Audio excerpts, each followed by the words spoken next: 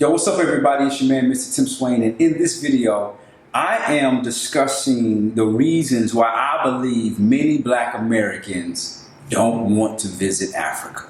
I got too much grit, I got too much grit. You already know that I got too much grit, I got too much grit. I ain't got worry now, I got too much grit, I got too much grit. And I ain't even sorry now, I got too much grit, I got too much grit. Yeah. I work with an organization called Involuntary 360, and one of the primary programs that we do is mobilizing people back and forth to Ghana for a spiritual, cultural, professional trip. In this video, I am really breaking down some of the reasons that I've heard over the years why some Black Americans are scared or afraid or just flat out don't want to ever come to the continent. Some of these reasons are logical, and I understand because at one point in my life, I have fit all of the categories, and some of them are illogical. And this video is in no way to trivialize or disrespect anybody's real fears or insecurities, but it is just a culmination of some of the things that I've heard. One of the first reasons I believe that Black Americans don't want to come, don't want to visit, or are afraid of Africa is simply because, we are voluntary minorities in America. Malcolm X put it this way. He said that we were kidnapped and brought from Africa to this place. And he said that we didn't land on Plymouth Rock. Plymouth Rock landed on us. Every other group in America, regardless of where they come from in the world, they are voluntary minorities, meaning that they chose to come here. Now, regardless if they came from a place because of war, because of famine, they voluntarily chose to come to this place. But it was a conscious decision. But when you look at Black folks in America today that historically can trace their lineage from Africa, as a direct result of that transatlantic slave trade, folks were brought from Africa to the various parts of the world. The truth is, it was an involuntary move on behalf of Europeans, complicit with Africans. Nevertheless, it was involuntary, and as a result, we are here. It leads to the other point, which is, people have no connection to the land outside of an ideological one. But that's insufficient to really break the subconscious fear that we have when we think about Africa. Because believe it or not, people are afraid of Africa. And it has been a process that has come as a result of socialization, as a result of indoctrination. Let me give you an example. If I asked you right now to draw a heart, most of you would draw like, something that looks like this. You know what I'm saying? That's not what a real heart looks like. But because we have been programmed to kind of like image-wise recite something, that's kind of what we come up with. And it's the same thing when you talk about Africa. Like when I bring up Africa to some people just automatically go to the worst case scenario in terms of disease, famine, poverty, illness, I'm going to get kidnapped and all the other kind of stuff.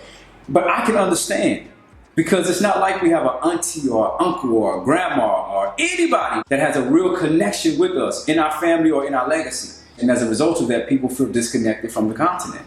Going along with that, we really don't know history beyond 1619. And so that concrete disruption of history has manifested itself in our values, in our taste. Our whole five senses has been disrupted. They say that smell is one of the strongest senses tied to memory. And think about how you maybe will smell some cookies or some fried chicken or some greens or something like that, and it will tie you back to how grandma used to cook. It's a fond memory for you.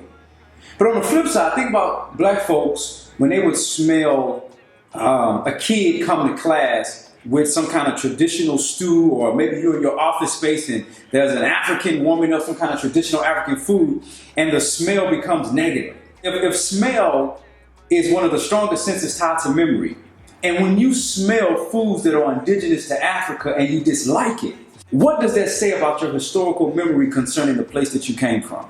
Another reason why many Blacks don't come to Africa is because we cannot imagine ourselves in relationship with the continent outside of a missions or philanthropic role.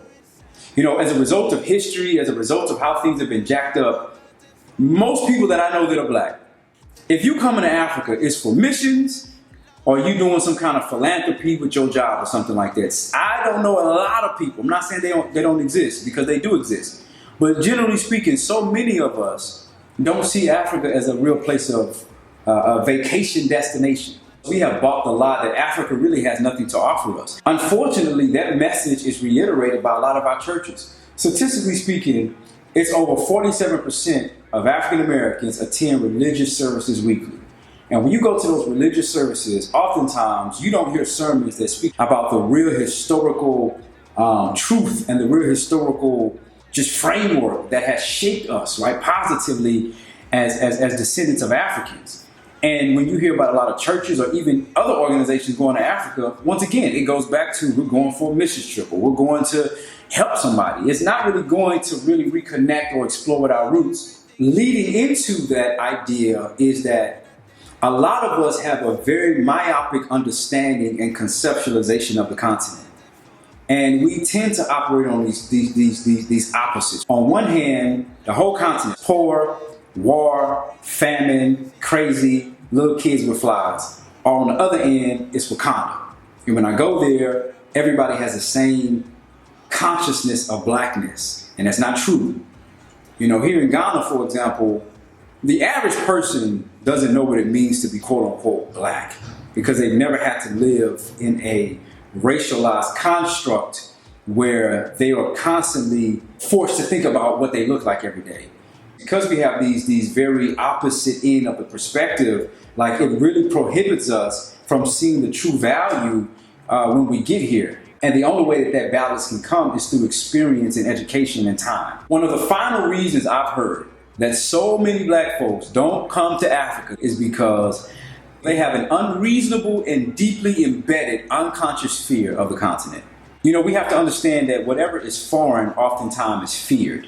And the fear comes out in some of the questions that people have, such as, will I get kidnapped? What about the conflict and the violence? What about the tribal conflicts? Am I going to get swept in some kind of a tribal war that may happen? Will I get a disease? Will I get bit by an animal and die? What about political instability? And then you have the normal questions about food and clothes and animals and things like that. Some of the other things that people say is, well, I don't know where I'm from in Africa, so I'm just going to stay right here in the U.S. One of my favorites is people say, well, I need to pray about it. I mean, pray about what? Did you have to pray when you took that vacation to Vegas or Jamaica or Europe or some other place in the world? No, you didn't have to pray about that. But you got to pray about Africa because all those unreasonable, deeply embedded subconscious fears come out. And because you cannot imagine yourself in relationship with the continent outside of some kind of philanthropic or missional type of role. For most of us, it's really not our fault. We're talking about all of these things exist as a result of multi-generational trauma, misinformation, miseducation, systemic lies, and truly evil in high places that has stolen significant parts of our legacy. So what does all of this mean? I recognize that unlearning is not an overnight process. It literally has been hundreds of years that these ideas have been formed, and it's not going to be transformed overnight. Malcolm X said that you cannot hate the roots of a tree and not hate the tree. He said that you cannot hate Africa and not hate yourself. You cannot hate your origin and not hate yourself. As a result of these hundreds of years of trauma and lies, we have really learned to hate ourselves. And that change and transformation of unlearning does not come overnight. But that deep cultural history and legacy can be restored to a degree. It is there. Because many people who come to this continent say the same thing. They say, man, I just feel at home. Why? Because there's a deeper reservoir that is here.